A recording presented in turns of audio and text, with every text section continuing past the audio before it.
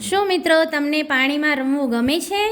તો આજે આપણે પાણીમાં રહેતા પ્રાણીઓ વિશે શીખીશું. માછલી, શાર્ક, વહેલ, ડોલ્ફિન, તારા માછલી, ક્રીલ માછલી, કાચબો, દેડકો, મગર, સમુદ્રી સાપ, ગોકળગાય, જળબિલાડી, જળઘોડો, ઓક્ટોપસ, સીલ, વોલરસ, ઝીંગા, સ્ટિંગરે, જેલીફિશ, છીપલું, ઈલ, સ્ક્વિડ, પરવાળું.